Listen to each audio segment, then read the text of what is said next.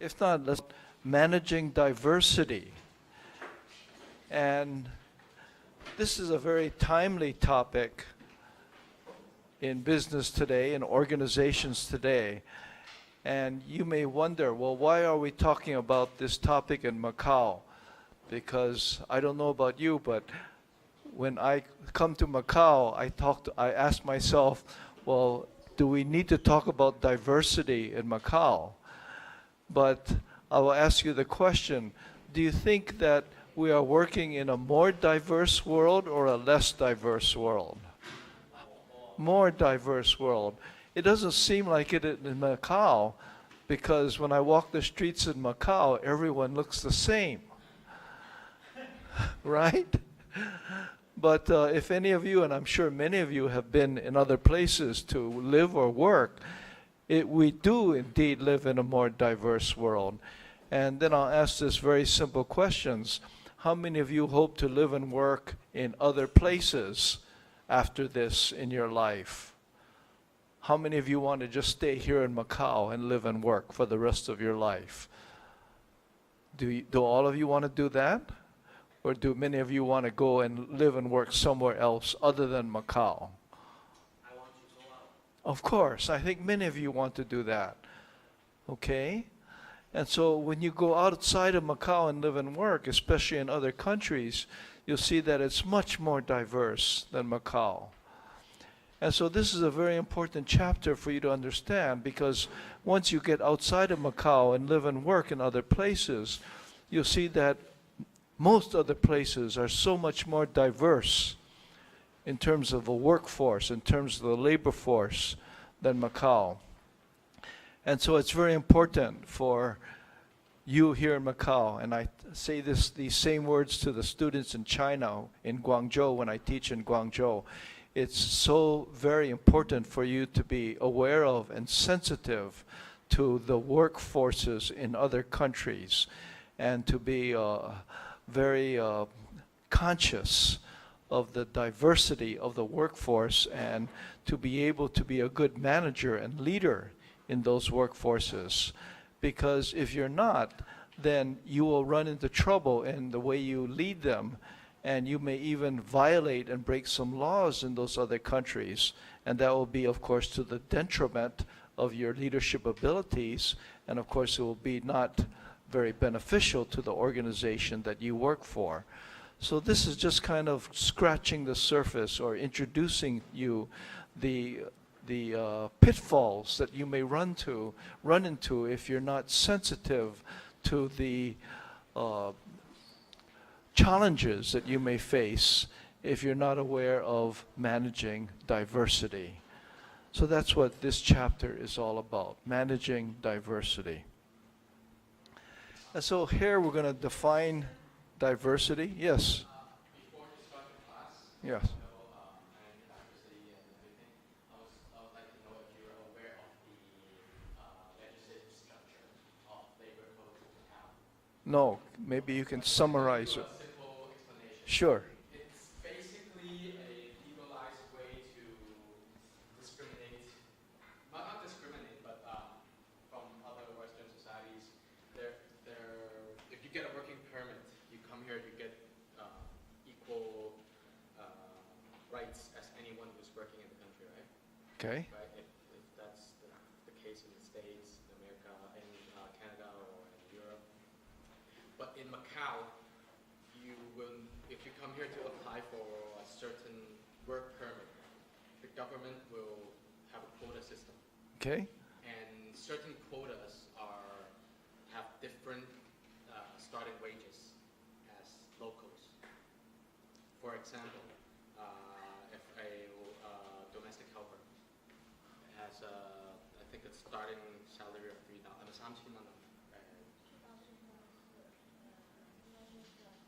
Yeah, 2,500 plus Okay. benefits like the $500 housing allowance if you don't stay in. Okay. But will a $3,000 salary be acceptable for a local to go work as a domestic worker? Probably not, right? But then again, another ethical issue comes in. If it wasn't for the foreign workers to come here to work, how is the local workforce going to have time to actually go into other sectors to work to develop the country. They wouldn't have time. Yeah. So this is one of the ethical issues that you might want to So- discuss. So in that, this so that's already a built-in form of discrimination. Yes, yes. So- And it's tolerated. It's but tolerated by law. Yes, it is the law. It's not It is the law. law. It is the law. So, and then even not just domestic helpers, even office jobs. And these domestic helpers are non-Chinese. They are Chinese. A lot of Oh, them they are from Chinese. China, different provinces of China, or Philippines. Oh, okay. Less developed countries, but Hmm. then it's the starting wage, which most people will only pay the starting wage, and some people pay a little bit more. Mm. So if you hire, I'm not sure about other.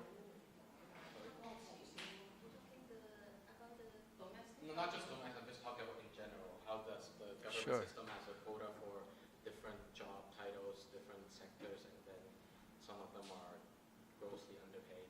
Yes. Yeah, but then again, if it wasn't for these people who was willing to receive lower amounts in the city standard, but higher amount in their own home country standards, so will the city still be able to develop or thrive?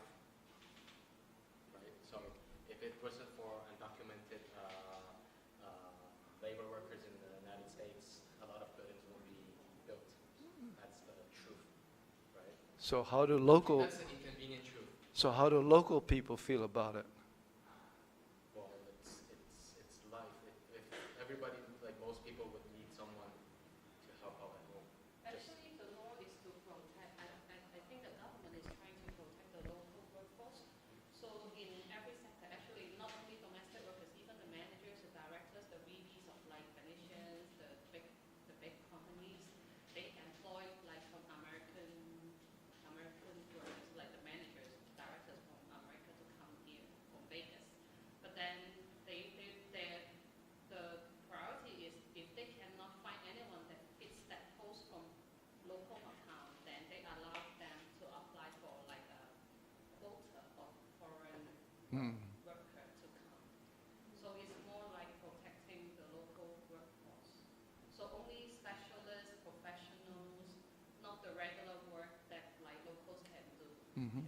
can have the quota. Only those like maybe high level of management or some special kind. Okay, okay. The minimum is 2,500. But you cannot find one. Yeah, but that's like legally. It's over 4,000 now. Yeah, that's legally the minimum. Yeah, but you cannot find anyone with the minimum. It's like over 4,000. Hmm. They're asking for more. Okay, all right. I'm just bringing this up because the chapter talks about Yes. diversity or minorities. Yes. Yeah, so I'm just bringing this up so maybe you are aware of how some of us will see or not see this as an issue. Okay. All right, thank you. All right. Well, your opinions are appreciated. Okay, so we'll talk about, well, related to that, affirmative action and how to manage diversity. And we'll talk a little bit about women and whether or not discrimination exists against them. I'll be interested to hear about your opinions about here in Macau. Is there work discrimination against women? Definitely, okay. Well, believe it or not, it also exists in America. Okay, and we'll talk about demographic trends. Well, managerial implications of increasing diversity in the workforce. And number 6 is very important. 2 theories, social categorization theory and information decision-making theory. So this is very important to understand these 2 theories, and as managers and leaders, which theory to choose when we're looking at our employees. So this is one thing that you should take away from this chapter. Barriers and challenges to managing diversity, and talk a little bit about this, managing diversity as identified by this researcher. Okay, so what is diversity? Someone has defined it as the host of individual differences that make us similar and different from each other. So please stand up. Well, that's about everybody, because everyone has some of these differences that account for their unique differences.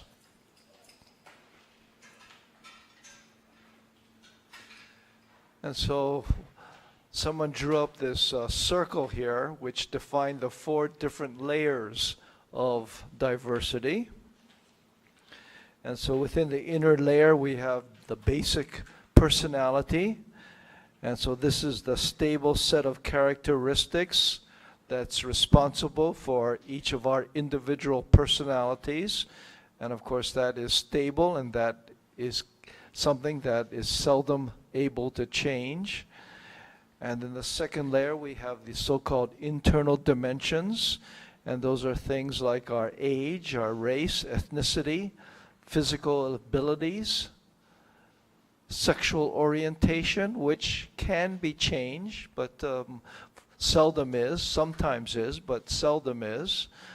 And then we have the third layer of external dimensions, things like our geographic location, marital status, income, personal habits.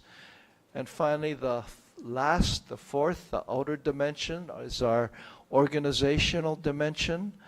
That which we belong to, the organization, the functional level, the management status, the work content, the division or department we belong to, the kind of seniority we have, the work location. So those roughly are the 4 layers of the diversity that usually define us as individuals, or any of us, that all go to make up who we are and define the diversity of people. All of these things then add up to define our self-image, our values, our needs, our goals, as well as our expectations.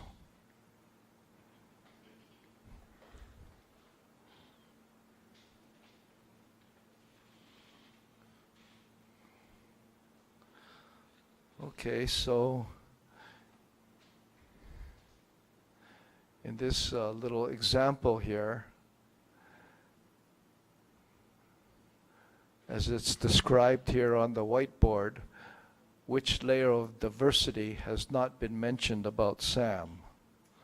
It mentions all of the 4 layers. It mentions 3 of them, which has not been mentioned about him. Of the 4 layers.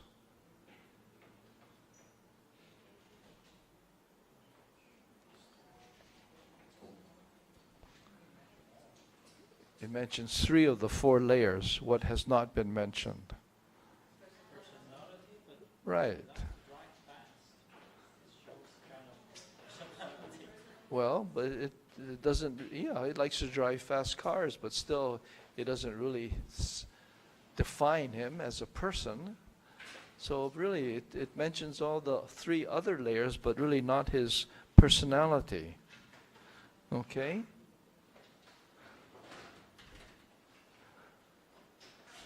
So what does it mean? It means as managers, as much as possible, we have to try to understand the layers of diversity which describe an individual, because the more we understand those layers, the more it helps us to be better managers of them. Understanding an individual's various layers of diversity hopefully helps us to understand to be better managers and leaders of them.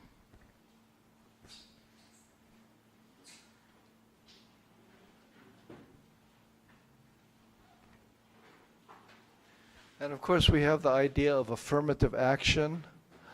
That is, you don't have that in this country, but we have this in America.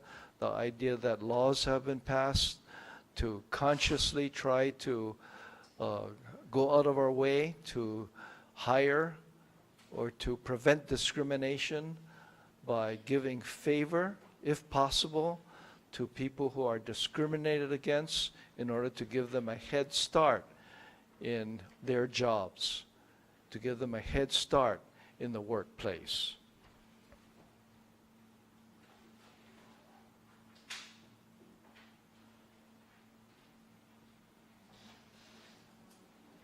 Managing diversity then enables all people to perform up to the maximum level. And managing diversity can actually be a competitive advantage. How can we say that managing diversity be a competitive advantage? In other words, if we see that there are opportunities to manage diversity, to manage people who are of diverse backgrounds, how can that be an advantage to our organizations? If I have a pool of applicants, if I'm a manager, and if I have a pool of applicants, and if the applicants are qualified to be hired, why is it to my advantage to try to hire them for my organization? Can anyone answer that?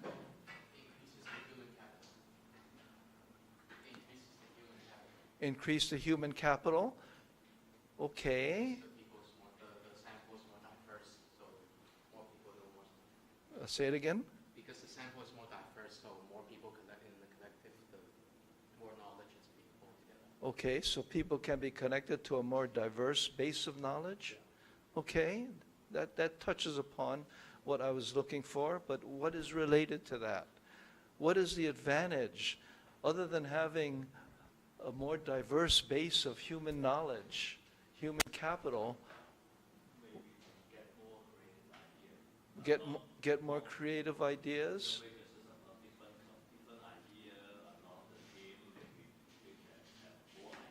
Okay, we're touching upon it. Well, what is the other advantage? In other words, let's say we're in America. Okay, you're assigned to work in America, and I'm the manager, and I'm thinking, okay, here's a pool of 20 people, and I'm going to hire 10 of you to come work for my company.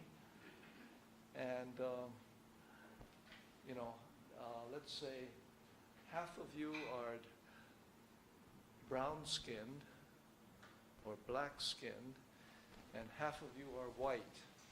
So why am I thinking I shouldn't hire 10 people who are all white? What? Can cover a big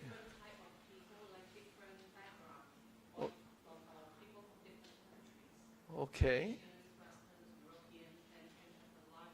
Yes. The network would be bigger. Okay. Good. Okay. You're all touching upon that. Well, here's some of the other good reasons. Well, I want to avoid lawsuits. How would it look if I'm saying, okay, I hired 10 new people, and here they are, and they're all white people? Doesn't it look kind of strange? Of course it does. This is America. We just don't do those things anymore. Here's another reason. I want to minimize turnover. If I hire all people who are all white, it just doesn't look good. It doesn't look good to the public. And what about my existing employees? All of a sudden they see in the human resource department, here we have 10 new employees, and they come marching in, and they all look up and they say, hey, what's wrong with our company? Is this really a good place to work? Does it represent the bread and butter of America? No, it doesn't. It's really abnormal. I also want to attract the best pool of workers, and does 10 white people really represent the best pool of workers that there can possibly be? I like what she touched upon. I want access to new markets, and particularly if my company is in sales, and does 10 people all of one color represent a good cross-section of a best access to new markets? And finally, I want to avoid bad publicity. All these kinds of reasons are good reasons that managing diversity well can be a competitive advantage.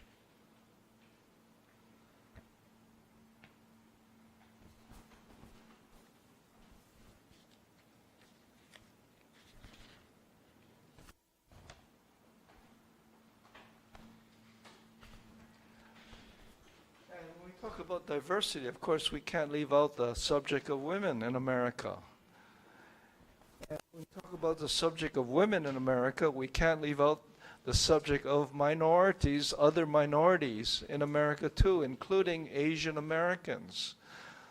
Now, I'm sorry to say this, but a recent study was released just only 1 month ago, and it's a really sad statistic. The number of Asian Americans, including Chinese Americans, who are graduates of top-notch universities in America, like Princeton or Stanford or Yale, is the highest of any other minority group in America. Okay, the highest. In other words, the number of Chinese Americans who go to schools like Stanford or Yale is higher than any other ethnic minority. But yet the number of Chinese Americans in middle and senior level positions in Fortune 500 companies is lower than the equivalent of white people in America. It's not fair. It doesn't make sense. And why is that? Because there's still white racist discrimination against Chinese Americans and Asian Americans in America. If you're Asian American, an educated Asian American, it's hard to get to the top in white America. It's hard. You have to struggle. There's still prejudice against us yellow-skinned people. It's the same way for women. It's hard. About 10 years ago, among the Fortune 500 companies in America, there were only about 15 women who were CEO. 15 out of 500. Today, there's only about 18. 10 years have passed from 15 to 18 women. That's not much progress. There's still discrimination against women. You all have heard of the Me Too movement? Have you? Or you haven't heard of it? Okay, you know what it's all about? It's about discrimination, sexual discrimination by senior men, senior positioned men in big companies against lower position women in those same companies.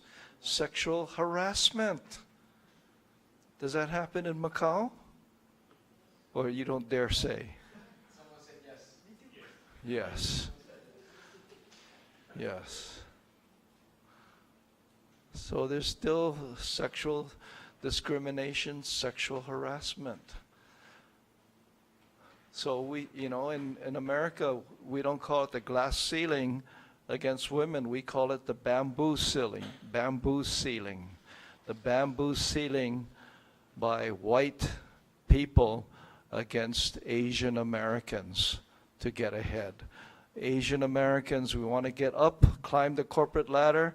There's a bamboo ceiling against us. That's nothing more than discrimination against Asian Americans.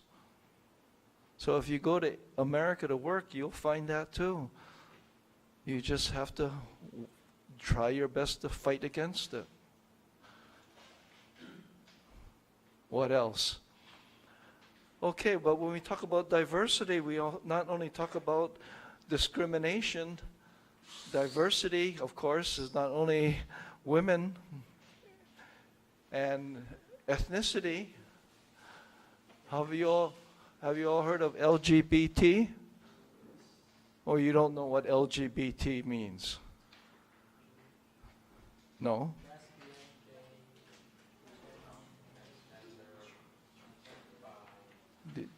You don't know what it means?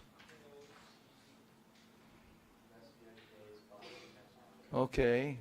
Lesbian, gay, bisexual, transgender.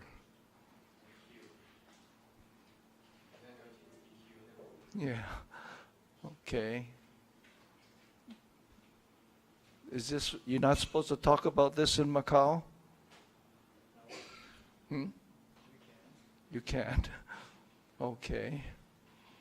So there's discrimination against LGBT people.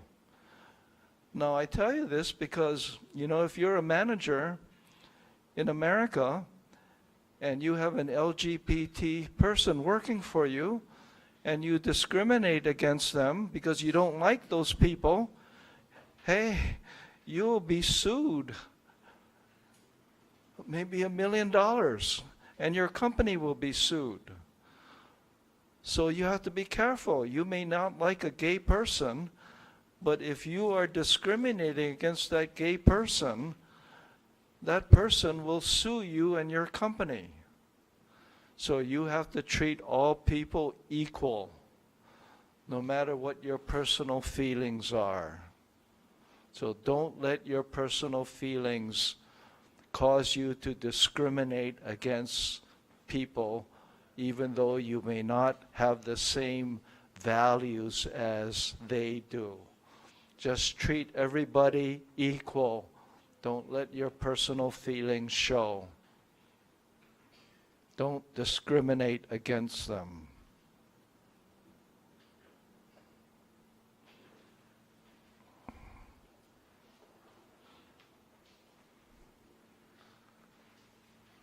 Any questions?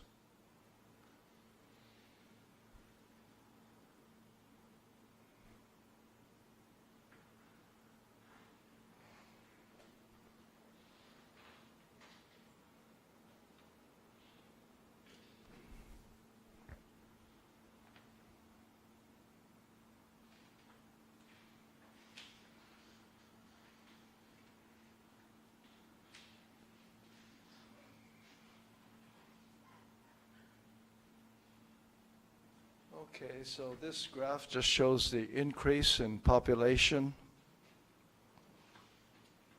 number of race-based charges, so it's increasing. I guess the bad news is that you would hope that the number of discrimination charges would decline, but it doesn't happen that way.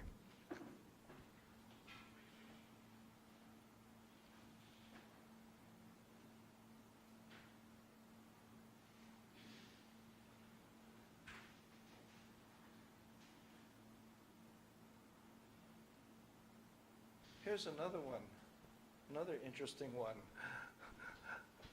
This is happening not only in America, but all over, in China also, and Japan. The aging workforce. Especially in China, where they had the one-child policy. So now there's an aging workforce. There's an aging workforce, so many people are now getting older. And, you know, I also read an interesting statistic in Japan. Right now in Japan, the number of adult diapers that are being sold is greater than the number of baby diapers. Isn't that amazing? There are more adult diapers sold in Japan than baby diapers. It just shows the number of aging workforce, older people in Japan. And so we have an aging workforce, so again, what to do with the old people? So again, workforce diversity, many of them still want to work. What kind of jobs to find for them? How do you read this?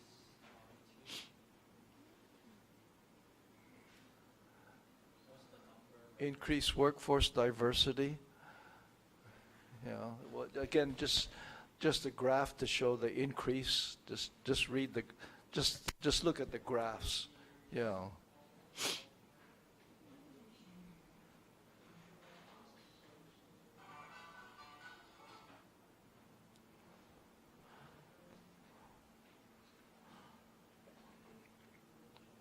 This is retirees per 100 workers.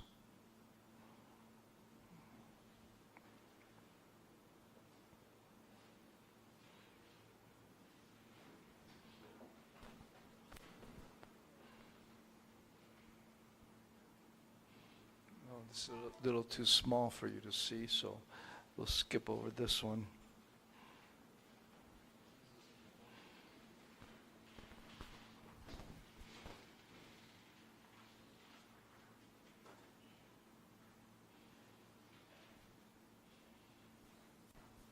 Okay.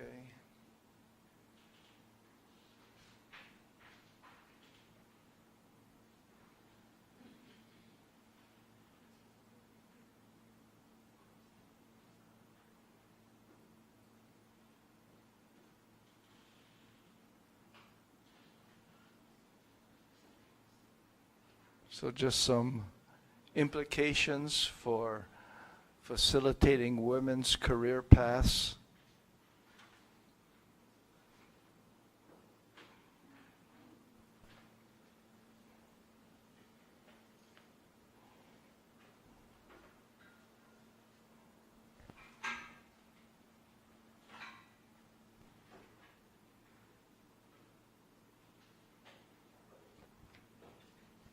Is there anything being done in Macau in order to facilitate more activity by women's in developing women's careers? What are they, for example?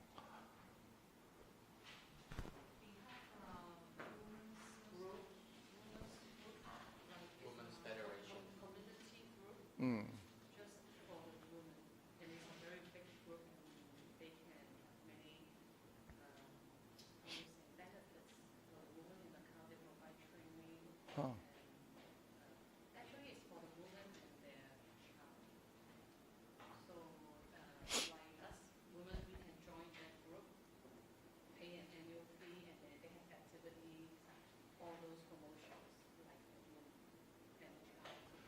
I mentioned a number of American companies, big companies, in which the CEOs were still men. Would the same kind of statistic be here in Macau? Mostly. But there are also women CEOs, but mostly men. Mostly men. Uh-huh.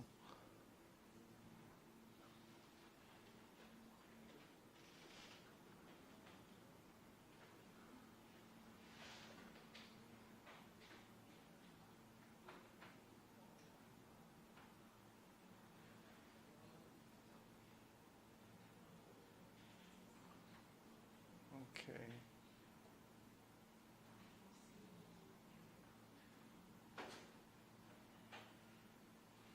Okay, and then here's some managerial implications for age differences.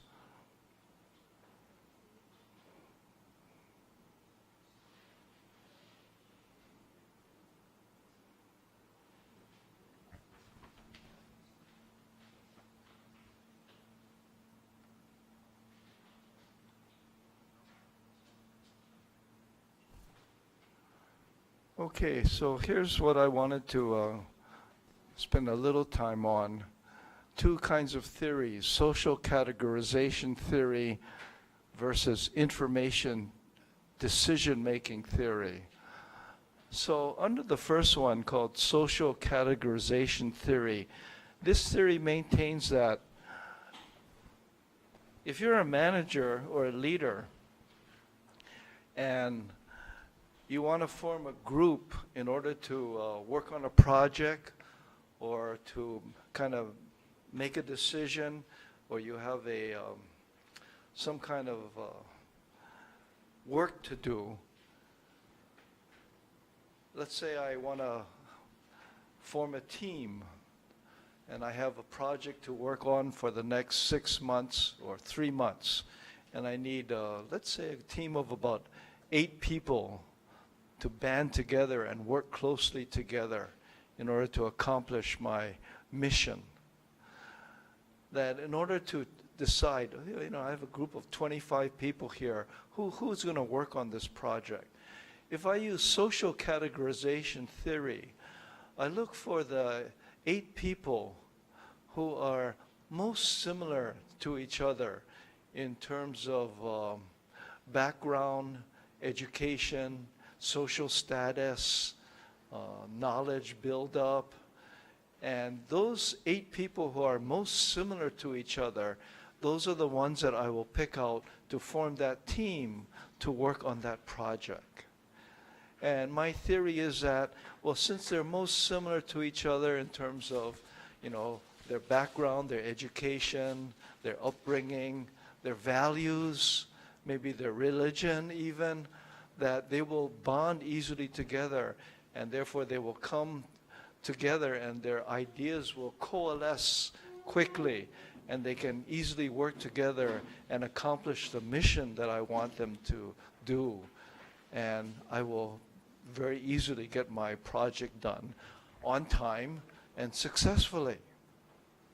The other theory is the information decision making theory. And that theory says, well, I need 8 people to do this project, but I want to have kind of brainstorming and a lot of different ideas brought together. And therefore, I'm going to find 8 people who kind of off the wall, and I want them to just brainstorm and think of these radical things. And so therefore, I don't want them to think alike. I want them to challenge each other. And I don't want them to just say, yes, yes, yes, you're right. Yes, yes, yes, you're right. I agree with you. I want them to come up with new ideas. And so I'm going to look for people who are not afraid to speak out their mind and give their own thoughts and not be afraid of each other. I don't want yes men. So I pick different people, maybe even some foreign people who don't always agree with each other. They have different ways of thinking. I'll pick some people from India, maybe, who don't have different ways of thinking. And so I pick these different kind of people, and I'll use information decision-making theory on the premise that diversity leads to better task-relevant processes and decision-making theory. And from picking those different kinds of people, I'll put them in a group and lock them up in a room and let them argue their heads off. And from those 8 people, they'll come up with the best ideas to come up with a good solution to the project. And that will be the best way to get accomplished what I need to have done. What's the best way to do it?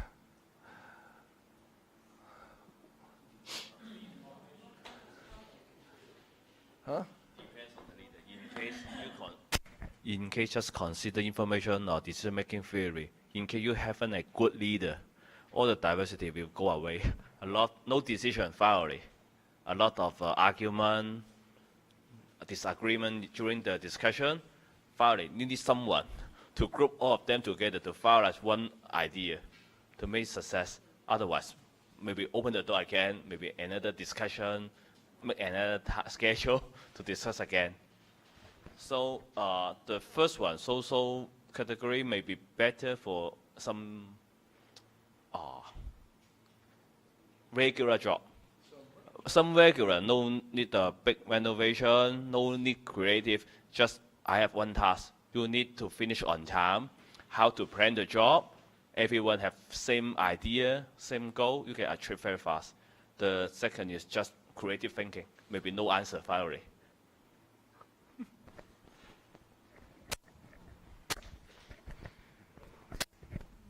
I prefer information decision-making theory.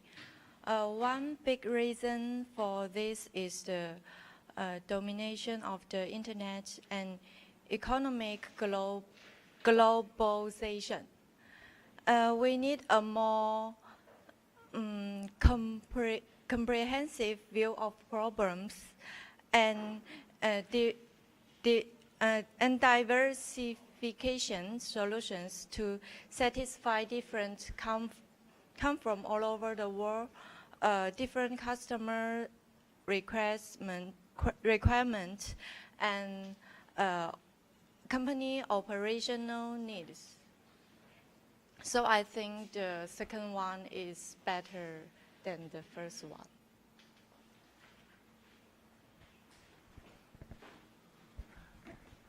Any other opinions, thoughts? Anybody?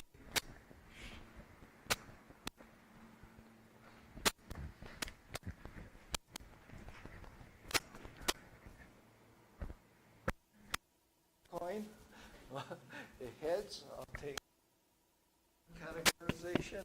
Tails, I'll take information.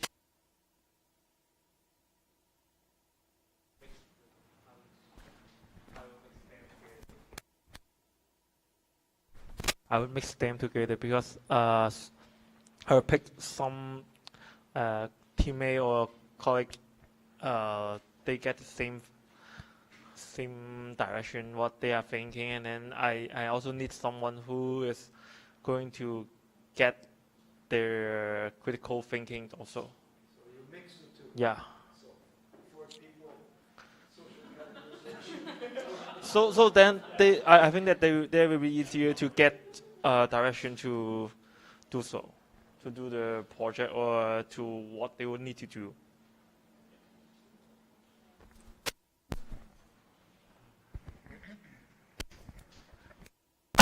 In your case, I think after I read the book, I think information decision-making theory is better suited for your case because more people from different backgrounds can bring more ideas because of what they know or what their experience would be different from each other. Okay.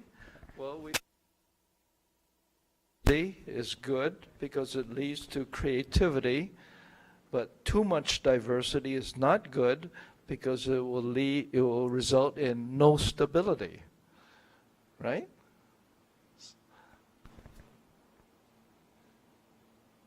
Any other opinions? Or you might want to say, well, if the situation is not a crisis situation, you might use social categorization theory, but if the situation is crisis, then you might want to use information decision-making theory. That's another way to look at it. Also, I think it depends on what kind of project you are going to do.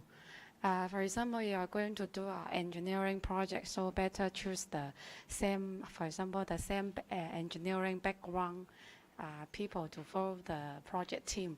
But you are doing a sales project or marketing project, then it's better with the information and decision-making theory, with different people, different kind of people, different kind of age, and then you have creative thinking and more ideas. So it depends. Depends on, yes, exactly.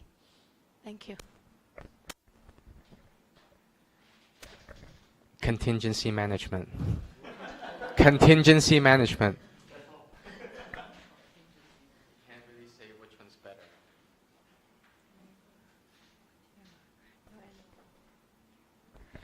I think that if the project is very routine work, we can choose the social categorization theory. Yeah, and if the project demands for creative thinking, we can choose the information decision-making theory. Anyone else?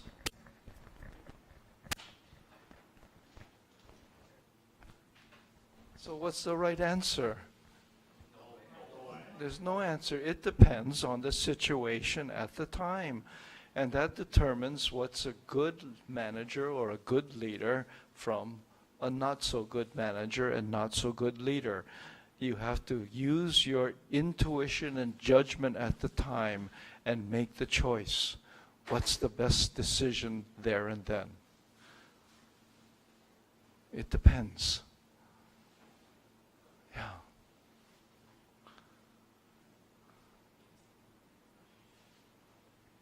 But the important thing is that you know the difference between the two. And at least you have the ability to say, which one shall I choose? And not just do it blindly. Okay?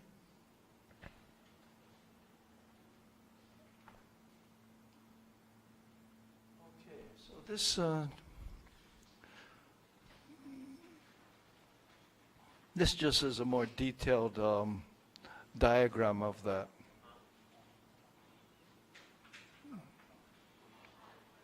Yeah. So it's important to understand that because what you choose whether it's the information decision, which will be task relevant, or the other one, which will be more of an interpersonal process, will affect the outcome, which will have a bearing on the work attitudes, the work behavior, and the performance.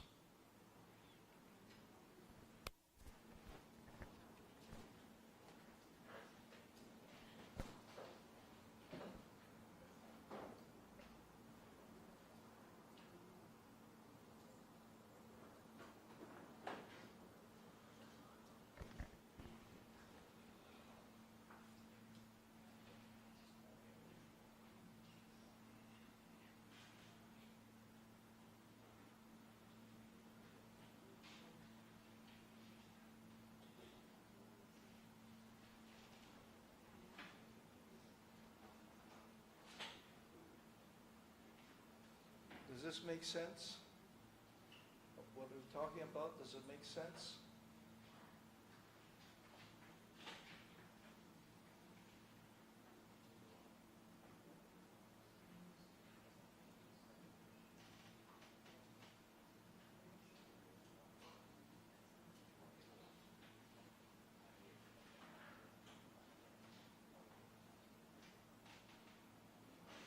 Okay, so you might say that diversity within the workforce is a two-edged sword. Two-edged sword. On the one hand, one edge of the sword is that diversity can lead to interpersonal conflict, which will result in lower job satisfaction, higher turnover, and lower productivity.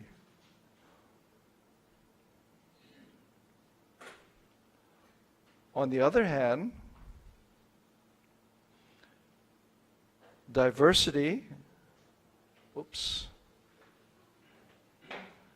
can also have a positive outcome if members are open-minded, will discuss with each other and share information and display integrative behavior. So diversity is an important topic. You will face it. It won't go away. You will face it. And as you face it, keep in mind, it's a two-edged sword. It can have a negative effect. It will cut you if you're not careful. But it also can have a positive effect. So be aware of it, and hopefully you can bring about a positive effect for you and your organization.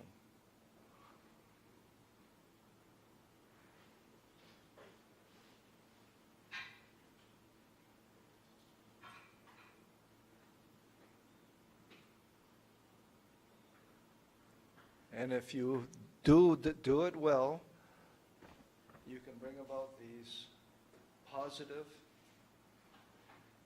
successful results.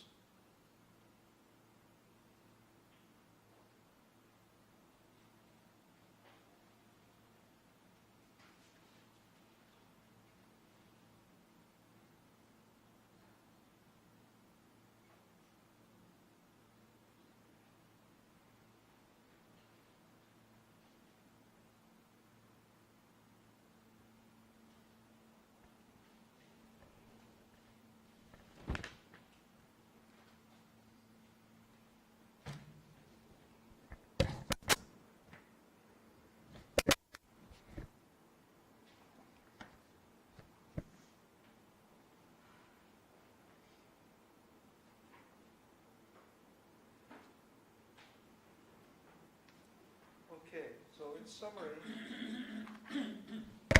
an effective manager and leader recognizes diversity and manages it to provide the best results for the organization and its workers.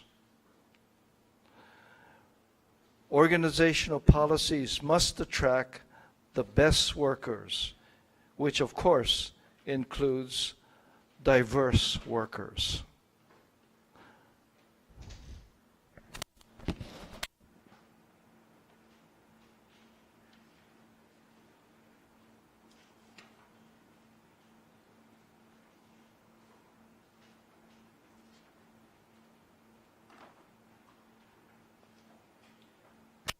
Any questions about anything I've mentioned for this chapter or anything related to it?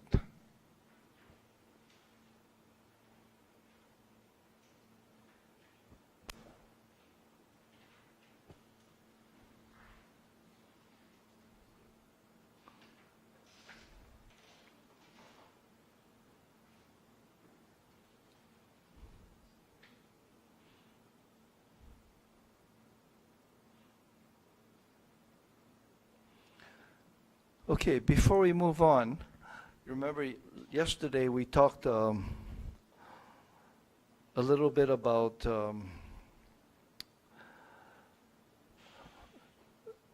being task-oriented or people-oriented. So I'll ask Norma to hand out Self-Insight Quiz 2.2 and ask you to take it to give you a little bit better handle on this topic.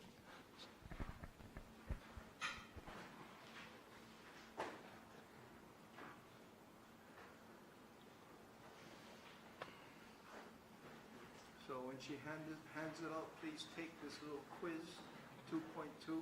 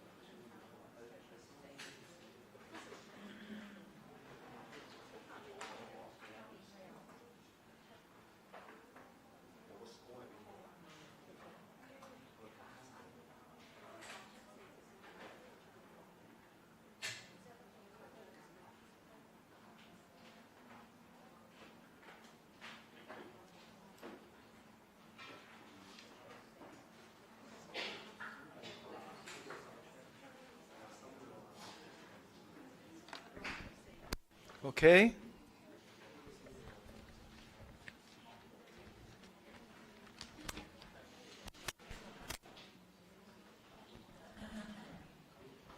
So, are you finished?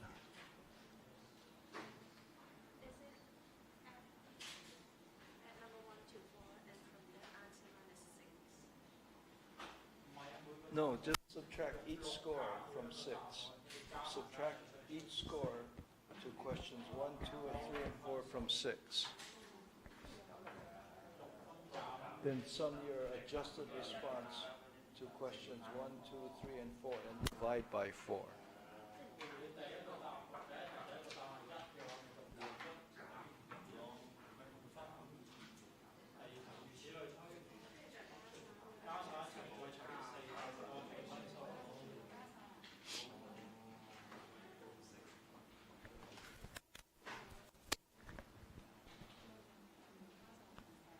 Got it? So, the first score, your consideration score, that determines whether you are theory Y. So a high score, 4 and above 3, suggests a strong orientation towards consideration behavior. So that means you are theory Y.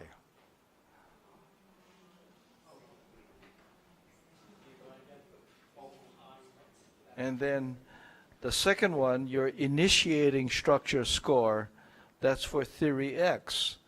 So a high score, 4 and above, suggests a strong orientation towards initiating structure or theory X.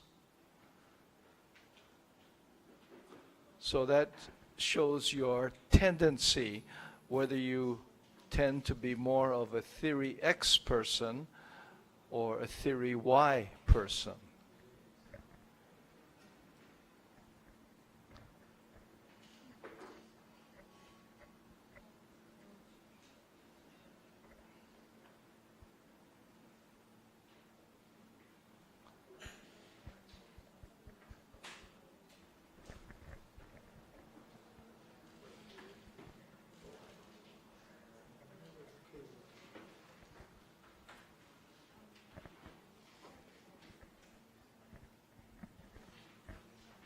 Okay, it's good to know this because it's good to know what your tendency is towards. And of course, if you can balance the both, which is the right one? Well, the right one depends on the situation. Sometimes it's better to use theory X if the need calls for it. Sometimes it's better to use theory Y if the situation demands it. But it's good to know what your natural tendency tends to be, because you will slip back into that natural tendency. Okay, what I'd like you to do now, this is the discussion we have for this week. So for those students who are not here tonight, this is posted on the website, on the course website, and it's for them to answer because they're not here. But since you're here now, we're discussing this now, so you don't have to go to the website to answer it. But after this week, beginning next week, this will appear under the discussion topic. So beginning next week, for week number 2, there will be a discussion topic beginning next week. So when you go next week, you will look for the discussion topic for next week. And so you will see a similar topic listed here for you to answer. So when you see the discussion topic, I will ask you a question or maybe 2 questions, and then you read the question, and then you think, okay, so next week will be chapter 4 and chapter 5. So you read the question, and you say, okay, yeah, I read about that in chapter 4, and you think, okay, this is what I read, and so now here's how I will respond to that discussion topic. So you then go down to reply, you click reply, and then the screen will come up under reply, and then you type your post, or you post your reply to my discussion topic.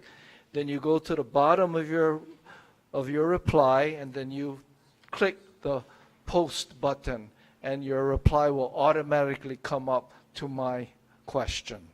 So that's how it works. Okay, so you do that sometime between Sunday and Tuesday midnight. You read the discussion topic and post your reply to my discussion question topic by Tuesday midnight.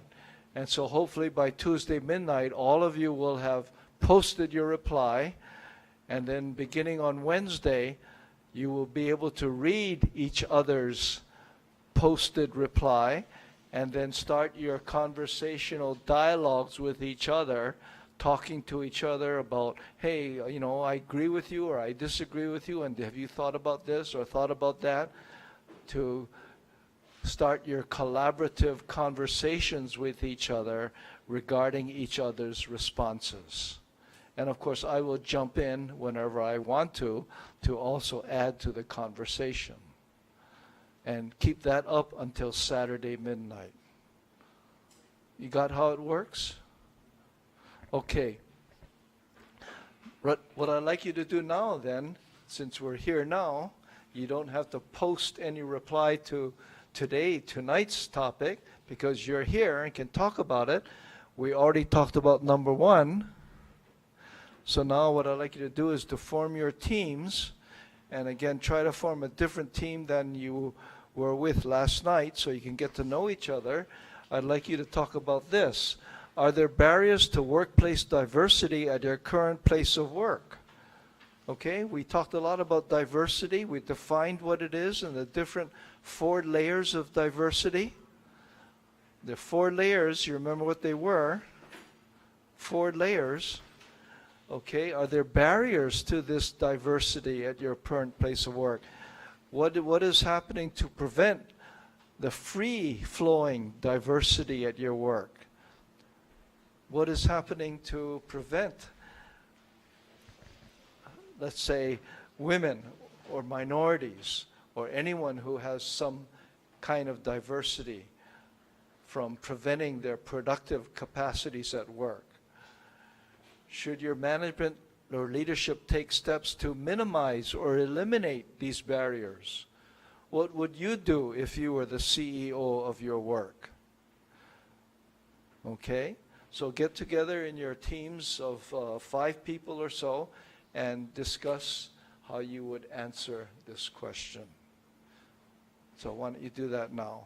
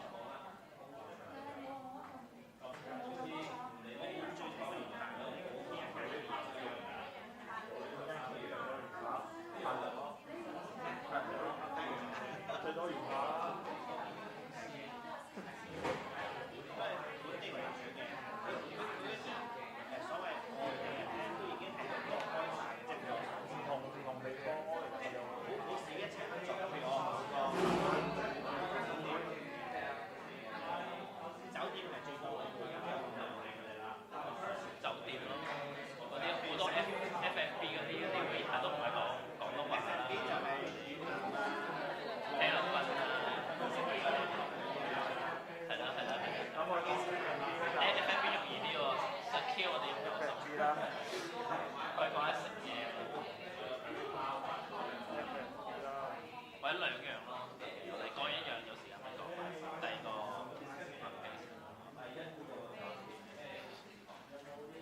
我哋完咗好多。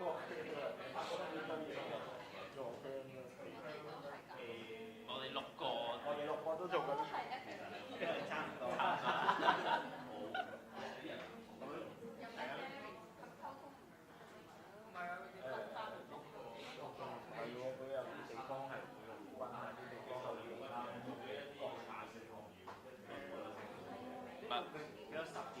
唔係一定，唔係你求其有一個 supervisor 係嗰個前線係第二個做咪得咯。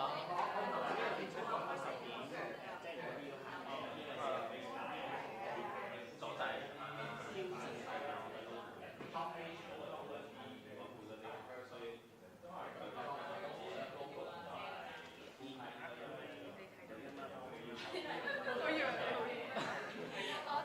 我哋睇到其實我覺得我可以自己諗先嘅，因為其實本書係自己一套嘢，我哋可以自己諗嘅。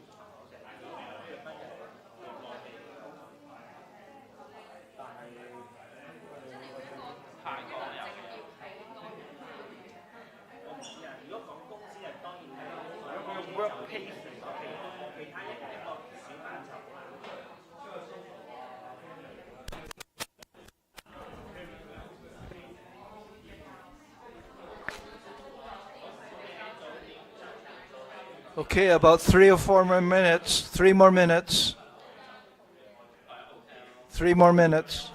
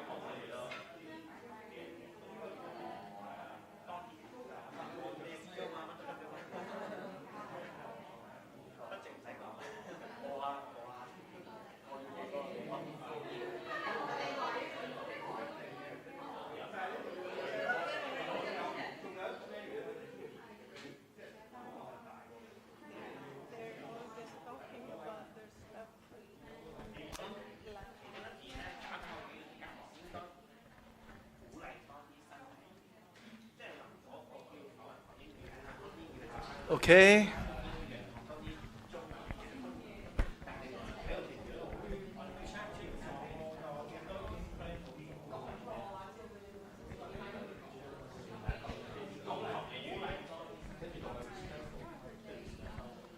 All right. Time to make your reports. Which group wants to start off? This group looks ready.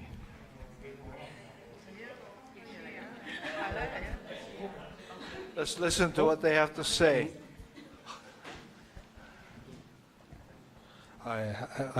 For my team, Shell, one case. Let's listen up. For my team, Shell, my company is overseas company, work with in Jeju company. So we have some barriers like the culture barriers and the language barriers, and then because we have a different language, then we need to communicate more to solve the problem each together. And about because the culture of Hawaiian people, they would emphasize the man style because the man will get more power.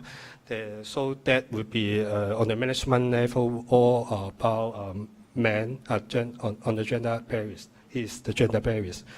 So we need to respect each others to minimize the barriers on our company.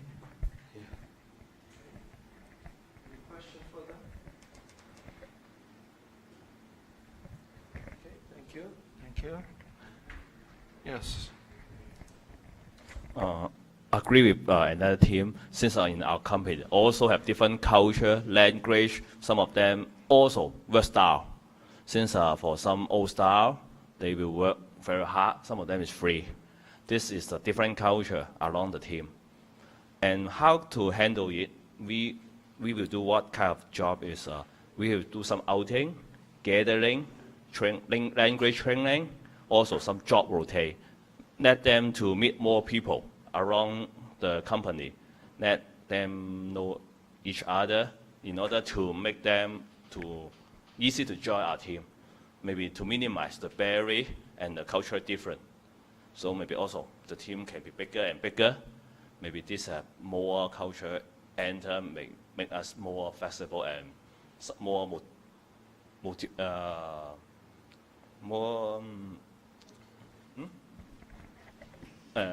mobility, maybe more mobility in the job rotating, seeing different culture and different thinking along the job.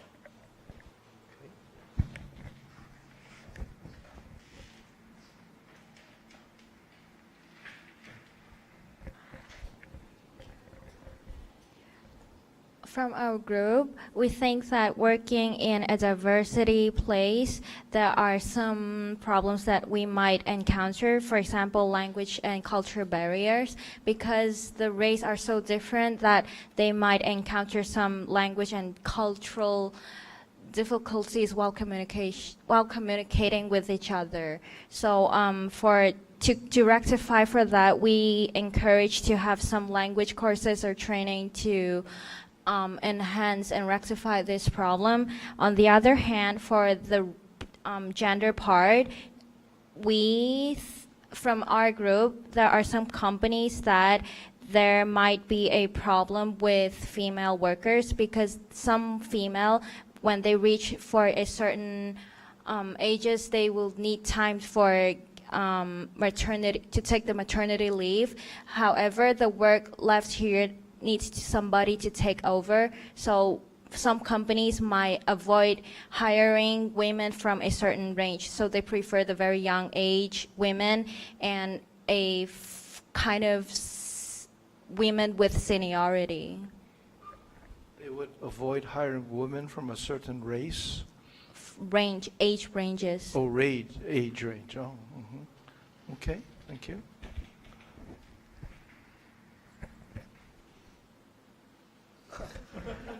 Okay. Thank you. We have some point agree with the group previous speaking, especially to rotate the job. We totally agree to make more to make an advantage for minimize the barrel for the diverse team.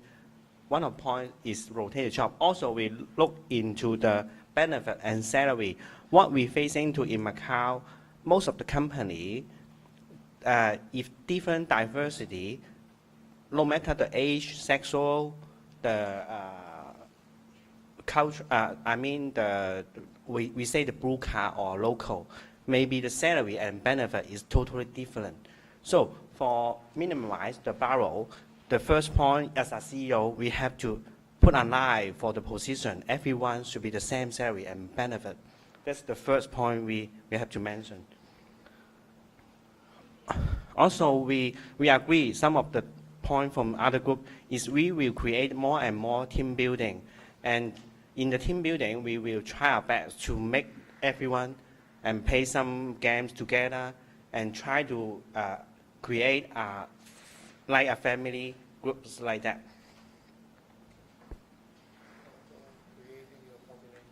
Yeah, for avoid the language barrel, in fact, in Macau, every company, we have, like for example, our background is front office in the hotel. And the front office is very close work to the housekeeping. And each position, sometimes they will talk Mandarin, Cantonese, Chinese, and English. And they normally will not align the language, but body language is an advantage. We should encourage to everyone to use it. Even sometimes just like joking, oh, something like that. Once we encourage the body language day by day, I believe the group will be become closely for everyone. Thank you. Okay, thank you. Okay, any other comments on this topic of diversity?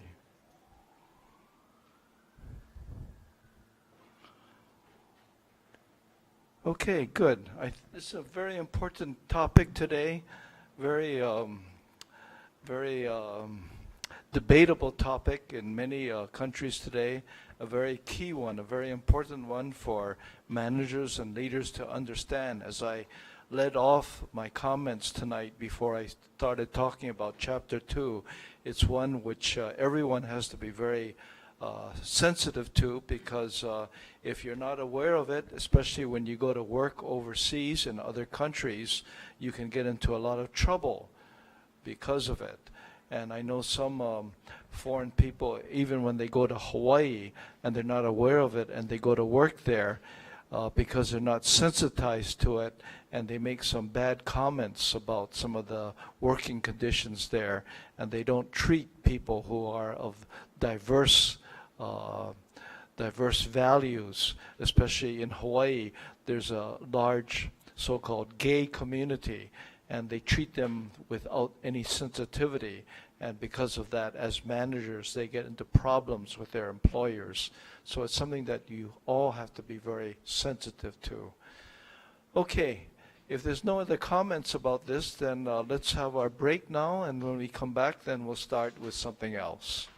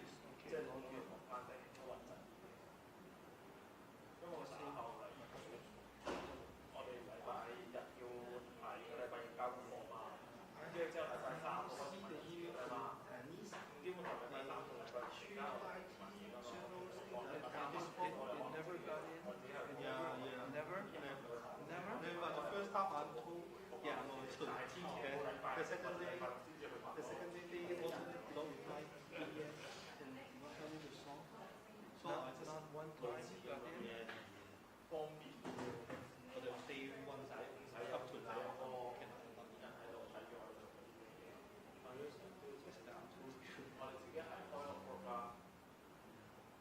I based on the interest contract. I have so many cards. It's still there.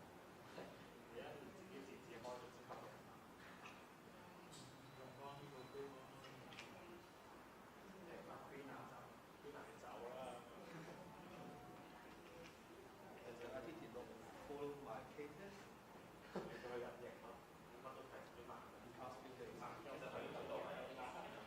So I emphasize these cases and CCU is the email. You tried many times. Yeah, so even I will change the day and month. Several cases I've tried already, but still fail. Email already sent out, but didn't notify me. So I still need to wait there to help me to fix it, or but I just thinking would it be impact my Are you course? the only one? No.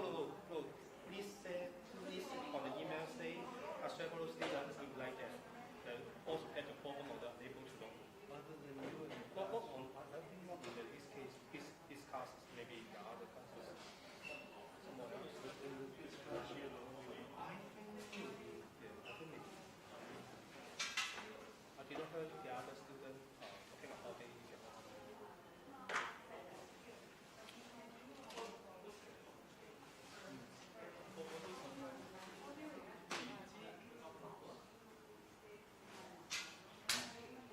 You haven't tried the phone number. What phone to Hawaii? Because the number is so different. Where I have the country code or something. For I got the messages. I can get the phone is wrong. So I can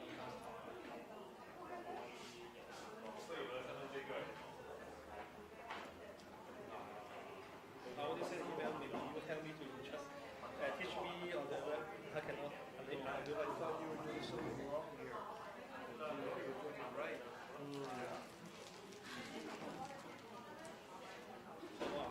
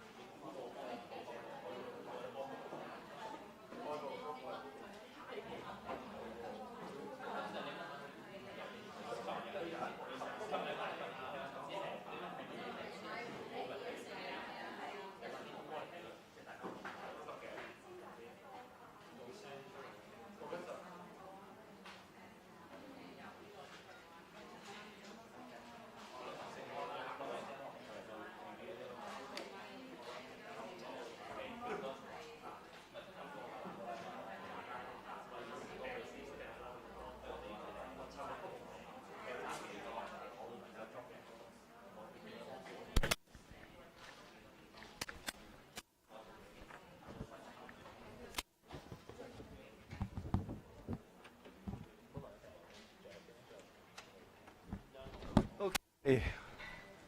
So what I want to do a little bit now is to talk about what do leaders do. Again, we're trying to measure, we're trying to get some idea about, if we're talking about leading people in organization, we're trying to get a better example, trying to get a better idea about exactly what describes a leader's day. What do leaders do? And so we're trying to get some better understanding of the definition of leadership. So if we could kind of jot down some effective leadership measurements, we might say that leadership measurements could be described as these kinds of things. How do we look at the measurements of effective leadership? Well, we can say for one thing that we can define it as subordinate satisfaction. How do we know if a person has been a leader, an effective leader? We can say that, well, we can look at whether or not that person has people who work for him or her that are satisfied. After all, if there's a person who is leading people and the people are unhappy and not satisfied, then maybe that person is not an effective leader. So certainly subordinate satisfaction is one measure of that. And of course, along with that satisfaction is performance. Successful performance by subordinates is a necessary ingredient that would be part of that measurement. And along with that performance would be the entire unit, whether it's whether 2 people or 20 people or 200 people, that unit would also have to have demonstrated a successful performance.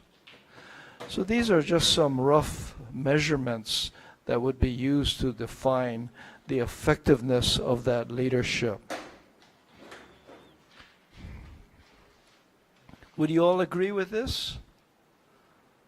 Or would someone say not necessarily so?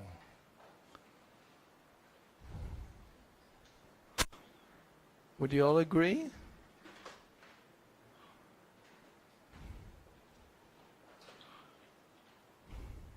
Would there be some exceptions? Would it always be true? Or might you have a poor leader and a subordinate might be happy? Have you ever had that case where you had a bad leader and you might be happy working for a bad leader? A person might be happy, oh, I like working for a bad leader. Sure, you might have that case too. That can happen.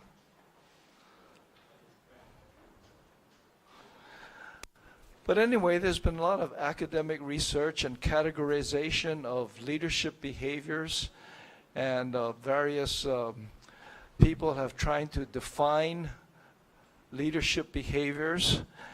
And after all has been said and done, leadership behaviors have been kind of put into different categories, and they usually can be fitted into 3 broad types of categories. And these categories, these 3 broad categories, can usually be conveniently tucked into 3 kinds, namely relations behavior, task behavior, kind of fits into what we've already talked about, theory X, task behavior, theory Y, relations behavior, and then one very, very important one, change behavior. Relations behavior, task behavior, and then change behavior. Can't forget that one in today's modern business world. And so we like to say relations behavior would include things like consideration for subordinates, a focus on interpersonal relationships, the ability to listen, support, defend, consult with, and accept suggestions, And of course, to appear, have an egalitarian in appearance, outlook. And the outcome of all of this relations behavior would be the ability to form mutual trust, job satisfaction, and organization identification with the people who work for him or her. And you notice I said here, as part of relations behavior, to appear egalitarian. Okay, very important. Because don't forget, no matter what, a leader must appear egalitarian. But is a leader really egalitarian? Why not? No, why not? Why not?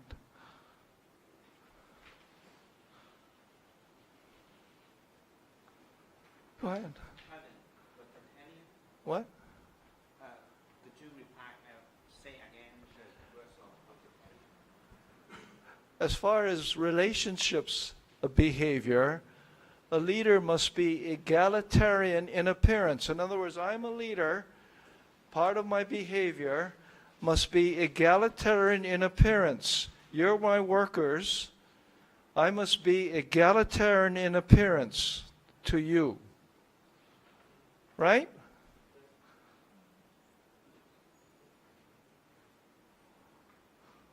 But I'm only egalitarian in appearance. Does that mean I'm really egalitarian? Right. Why? Just like what we say just now, we discussed just now that we got the employee who is using the full card, and then we are using the local ID, right? And then we got different salary. And then you can't do the you can balance that our salary is the same, but you can do it in a few weeks. Okay. Just something like that. Okay. Okay. So very important to be egalitarian in appearance, but not really egalitarian.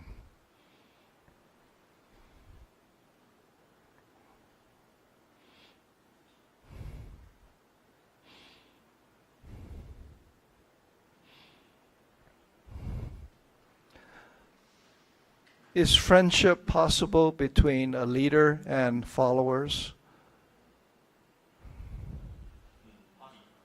Possible, but depends on the situation. In case I assign some job over there, no friendship. As a critical task to some coordinate who just assign to him. Sometimes they have feedback, I don't want to do, no friendship, just do it.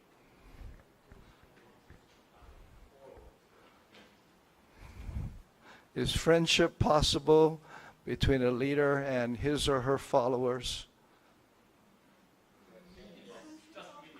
What? Just minimal friendship. I think it's beneficial. Yeah. Limited friendship. It's getting smaller and smaller. I'll be a little more blunt. There's no friendship in business. There's no friendship in business. No, she's shaking her head yes. Well, at least you need to look like you are friends.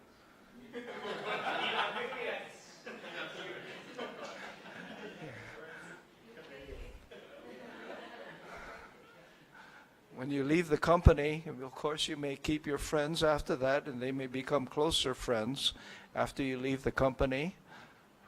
Okay, but while you're in the company, there's no friends in business. You don't believe me, but maybe later on you'll believe me.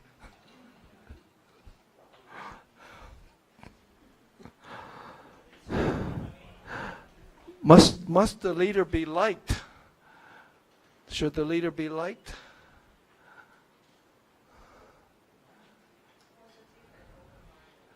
What?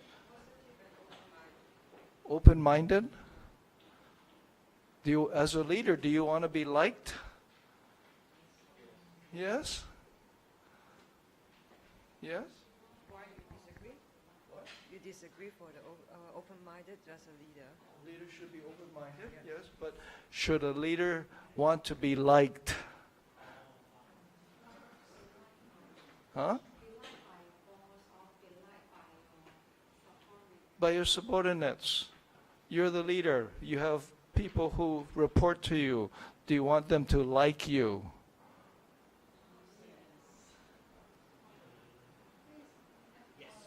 Yes? You don't want them to hate you, but do you want them to like you? Or do you want them to respect you? Which is more important, to be liked or to be respected? Respect, of course. Of course.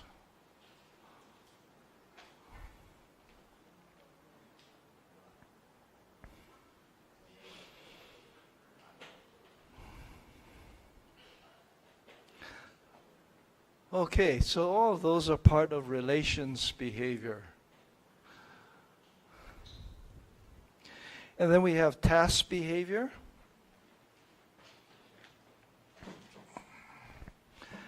And that is part of theory Y, to focus on initiating structure. And the highest goal here, of course, the highest priority is get the job done. No matter what, I don't care what else you do, just get it done. How often have you heard someone say that to you? I've heard it many times in my career. I don't care what you do, just get it done. So, what do? You assign tasks, you maintain standards, you direct, establish deadlines, coordinate activities, criticize and correct poor performance. And the result is efficiency, reliability, performance, completion, and productivity. This is called leadership by numbers. The advantage is that goal accomplished, mission is accomplished. If you do it too harshly, however, the disadvantage is that the leader often is not liked, and the subordinates go unmotivated. So the whole trick, is how can you find the right balance between those two as a leader.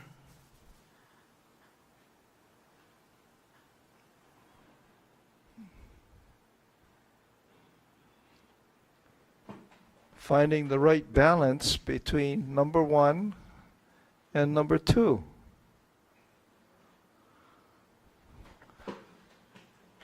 That's the name of the game.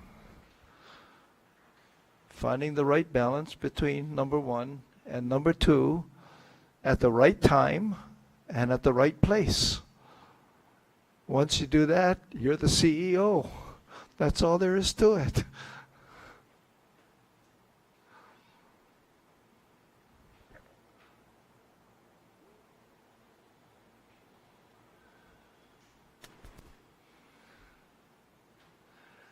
And of course, the third big area of behavior is number 3, change-oriented behavior. Now this is interesting because I remember when I first became a banker, the older bankers used to have a saying to the younger bankers, and that saying was, and this is an American slang, the saying was, if it ain't broke, don't fix it. I don't know if you ever heard that. Americans, it's slang. If it ain't, you know, ain't is slang for is not, ain't means is not. If it is not broken, don't fix it. It means leave it alone. If it's not broken, don't fix it. It's like, leave it alone. That's what old bankers used to tell young bankers. If it's not broken, don't fix it. In other words, get your hands off of it. Don't change anything. That's what the old bankers used to say to us young bankers. If it ain't broke, don't fix it. It's because we haven't the economic crisis. No, that was before the economic crisis. If it ain't broke, don't fix it. That's the old view of many Americans, even today. If it ain't broke, don't fix it. But that's not what we tell young bankers today. What we tell young bankers today is,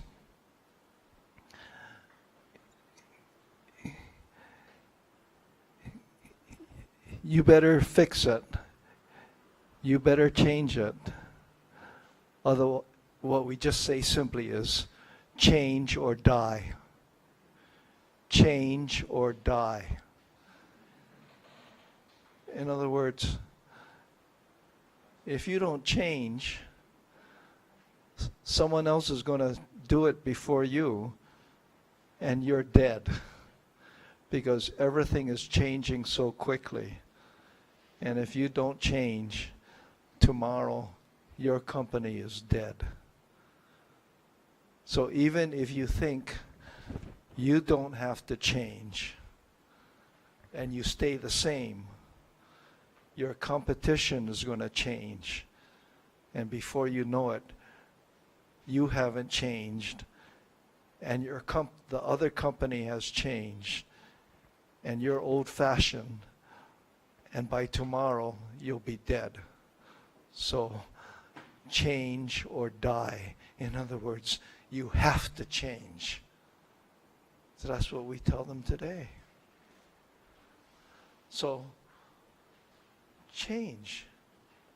It's from, if it's not broken, fix it now.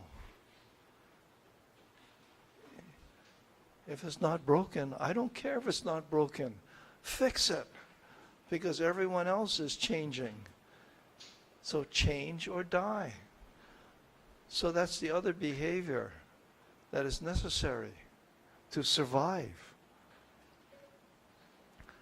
So, what is needed is to understand, interpret, and adjust to the changing environment, implement changes in strategies, products, or processes, and therefore an effective leader in today's world must pioneer change management.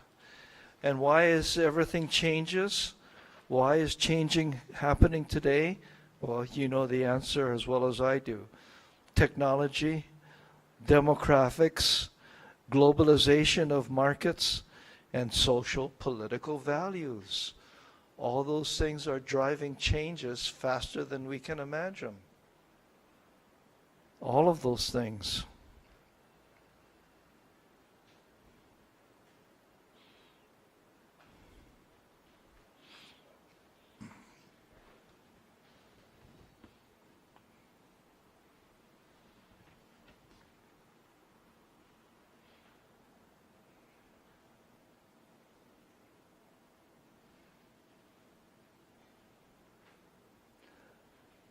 So all of these things that are driving changes force an effective leader to evaluate his company's condition, his industry's condition, the external economic condition, the corporate culture, and of course, his boss's behavior, his or her boss's behavior, and implement change. If you don't change in today's economic environment, you're dead. You have to change. This is the first class in your MBA program. The last or the second to last class also I teach is called change management, or managing change in an organization. It's about how to manage change.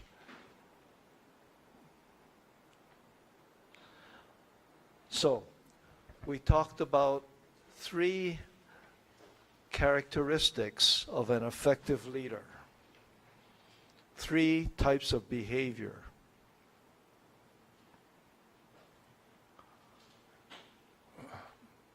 Oops.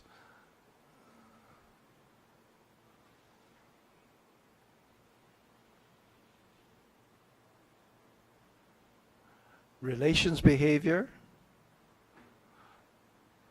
task behavior, and change behavior. Which one of these 3 kinds of behavior is the most critical for the leader today? Huh? Relationship? Change? Relationship? Change? Change? Well, as usual, when I ask you a question, there's no right answer. You should know that by now.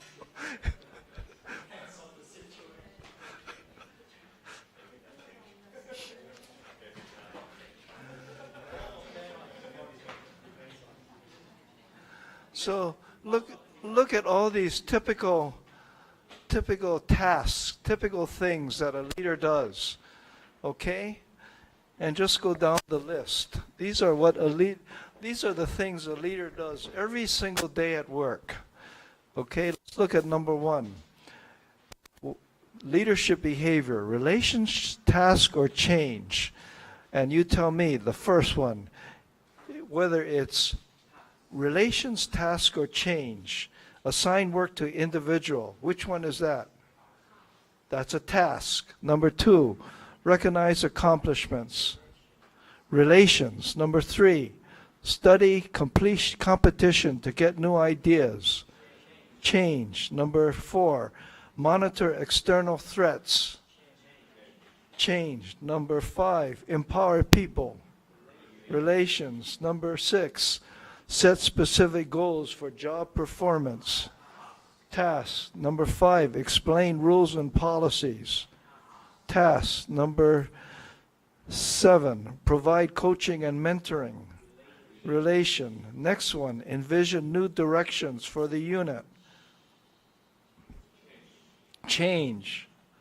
Next one, develop new strategies. Change. Next one, provide confidence and encouragement. Relations. Next one, direct and coordinate work activities. Tasks. Next one, use rituals and ceremonies to build team identity. Relations. Next one, firing underperformers.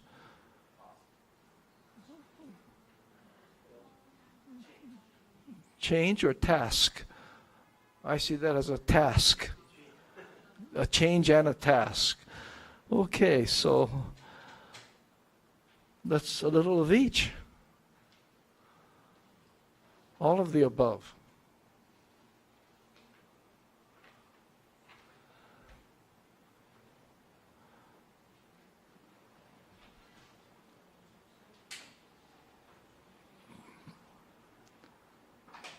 Still want to be a leader? Who wants to be a leader?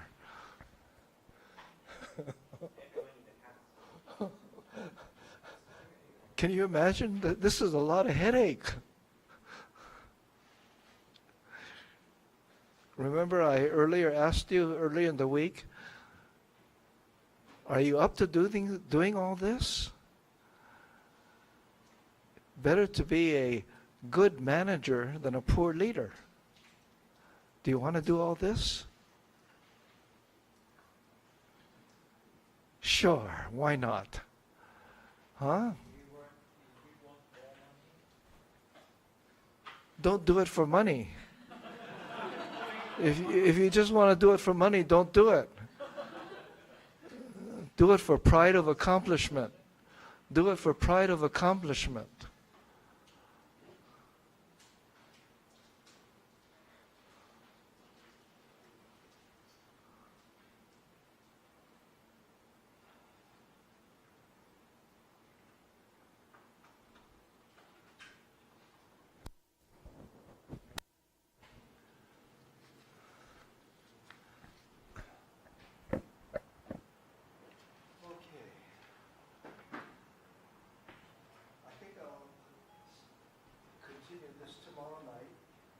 instead what I'll do is I'll ask Norma to hand out another case study for you do. And this one is called Consolidated Products. I hope it's a little more difficult than the one from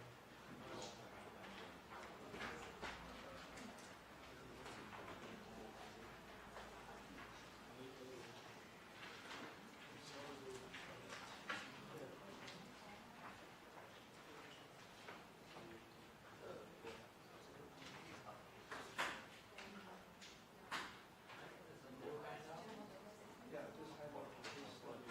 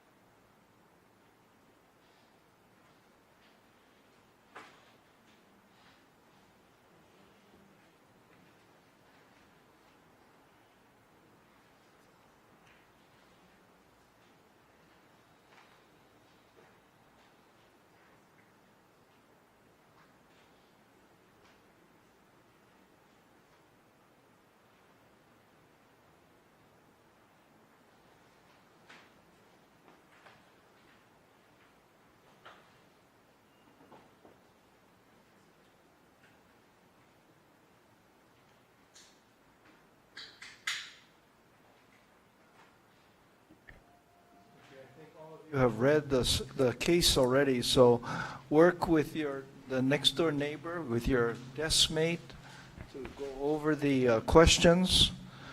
Work in teams of 2 or 3 with your desk mate, two or 3 people around you, to go over the 3 questions.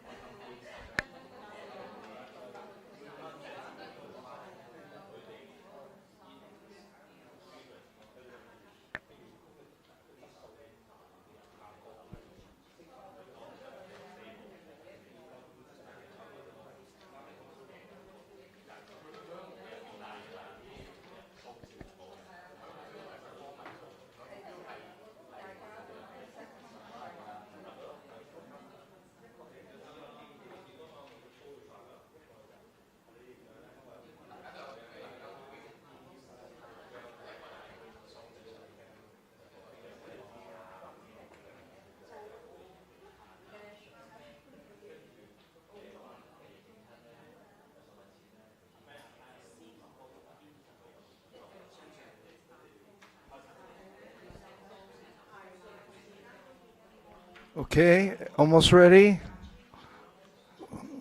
1 or 2 more minutes?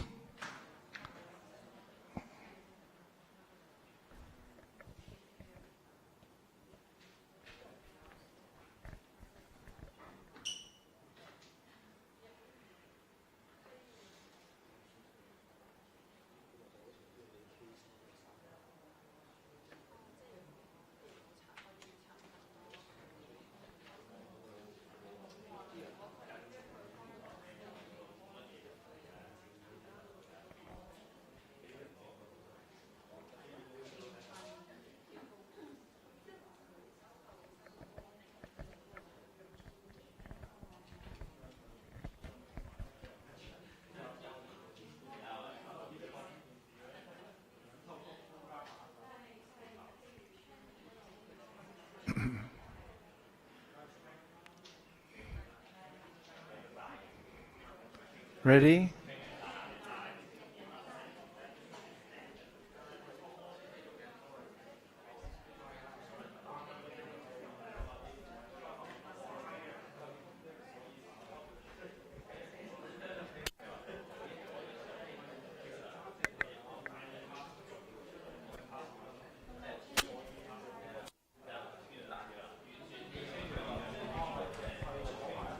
Okay, okay. All right, time's up. Let's hear from this group first. Okay? Let's hear from this group first. Question number 1. This is to compare and contrast the managerial behavior of Ben and Phil. We think that Ben is more related to the relations behaviors for supporting the colleagues. He will sometimes take care of the colleagues and ask them how is their families or hobbies and have a nice chat with them. And for Phil, we think that he is task behaviors oriented because every task he will clarify very clearly to all the colleagues, like all the procedures and how to do the steps. And he will also monitor them quite strictly. For example, if someone not meet his demand, and he will give him the warning letter. Yes.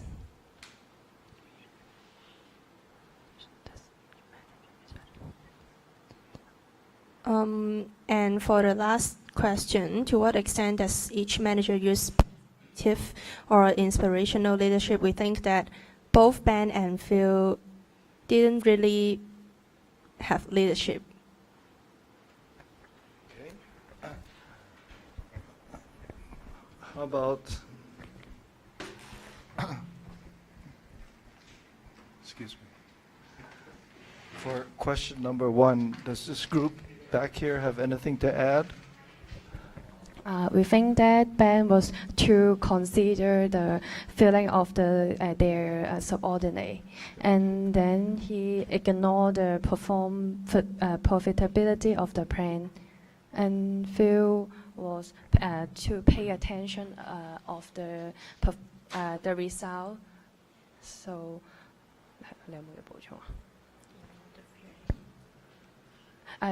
he ignored the feeling of their co-worker.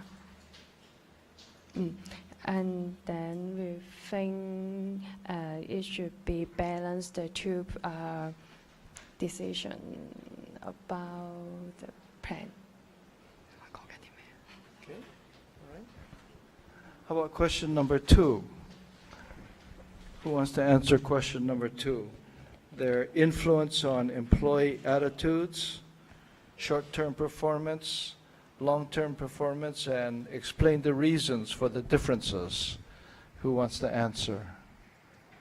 Anyone?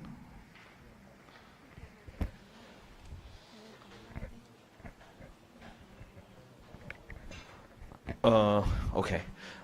Ben, okay, in short, what he do is he's quite relationship behavior, in his attitude.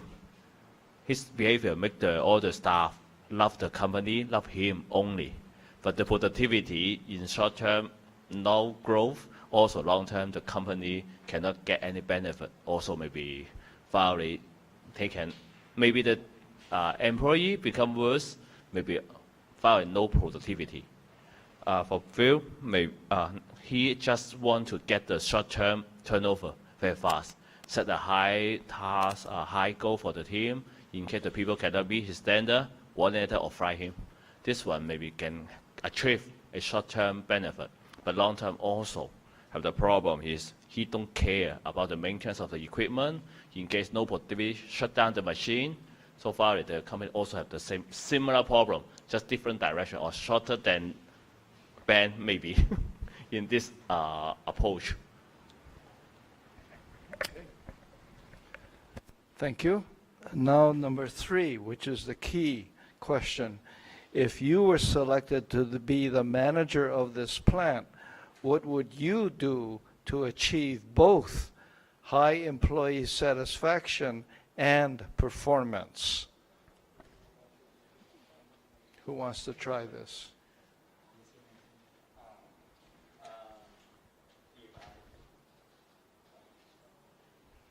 I were the manager, I would like the field that set a lot of criteria or rules or target that the employees should meet. But I won't like him the attitude that mean maybe I will gather the employee to discuss what's the problem of our work, and then try to improve the productivity. And then if some employee didn't meet the requirement, then try to figure out how to help them. And also under the very strict requirement, if the employee can meet the target, then should set some reward to them.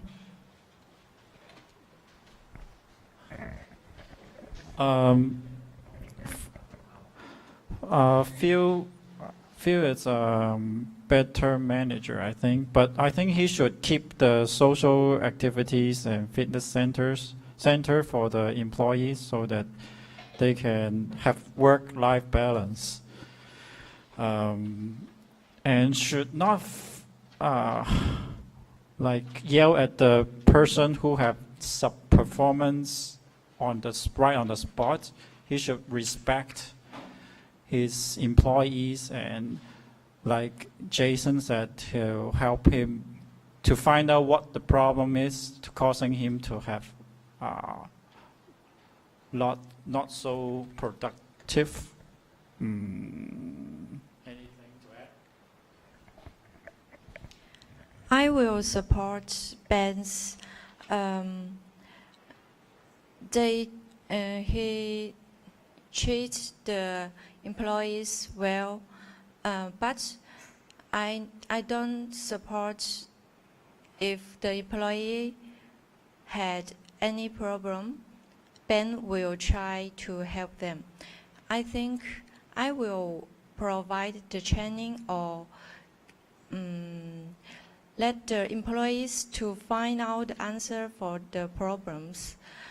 Because if, like Ben's behavior, the employees will not have any improve in their work.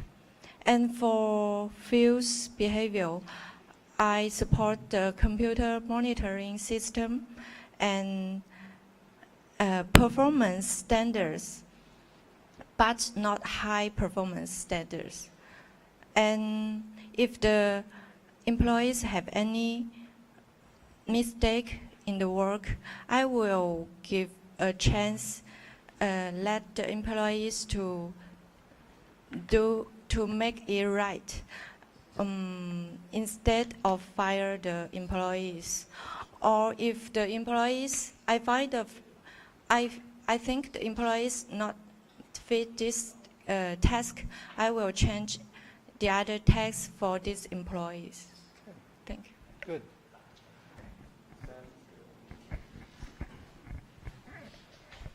For question 3, I think I would keep everything that Ben is doing, but instead of just worry about, I would keep everything that Ben is doing, and then set some performance goals for the employees, and then instead performance-based reward program to motivate the employees to make this change in working harder or working more efficiently. What kind of rewards would there be? Maybe profit sharing at the end of the fiscal year, right? If there is like a 20% increase in profit, of 2% of the profit will be shared amongst the workers, something like that. Okay, thank you. Those are all very good, positive comments. Okay, in the short time we have left, please just jot down in a sentence or two, what is the most important thing I learned tonight?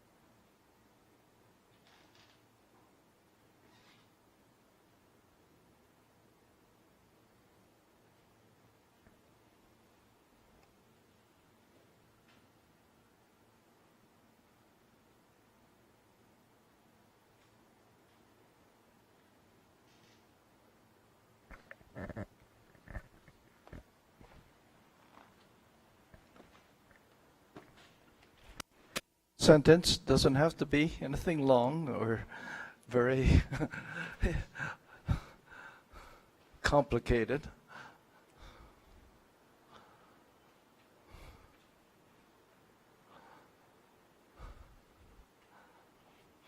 What did you learn? I learned 2 sentences. So the one is, if it's broken, fix it. The other one is change but not die. Good. Sam, what did you learn?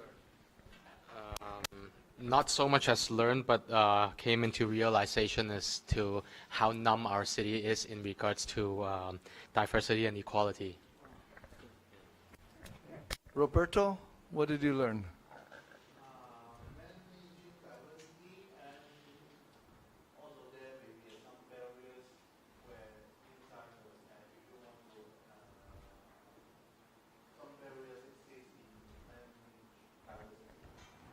Okay, thank you. Alice?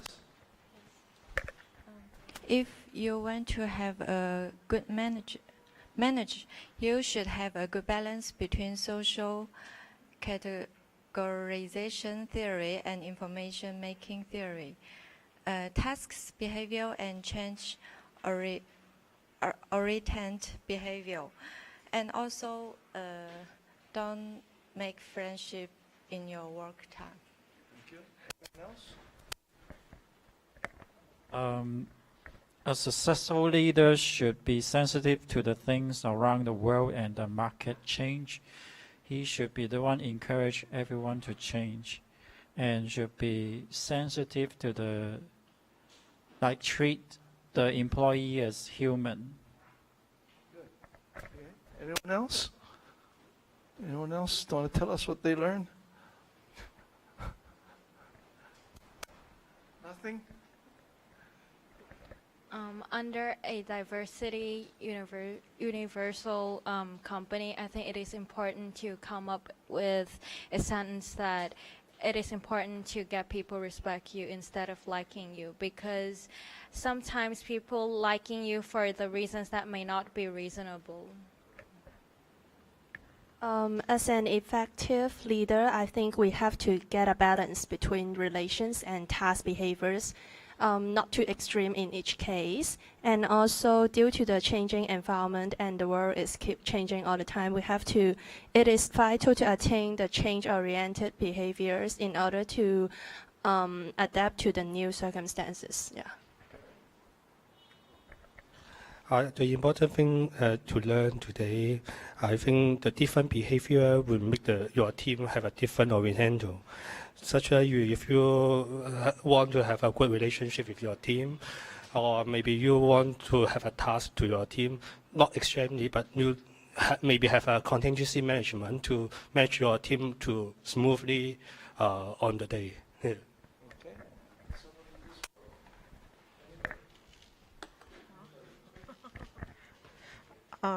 I think change management is the most important because we can shift according to the situation. Just like when we want different ideas like brainstorming, diversity is good for it.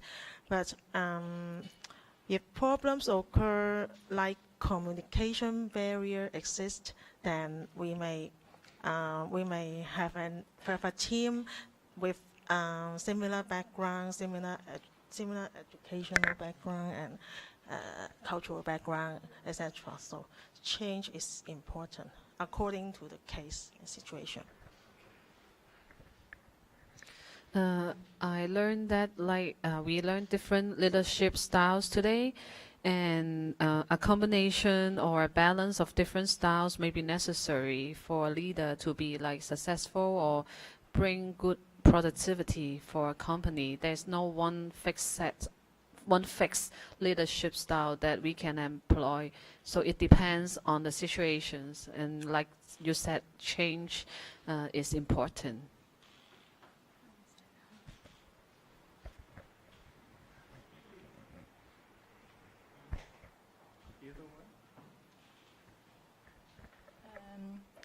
Good management of the diversity of every employee in the organization maybe can take the benefit of the personality of their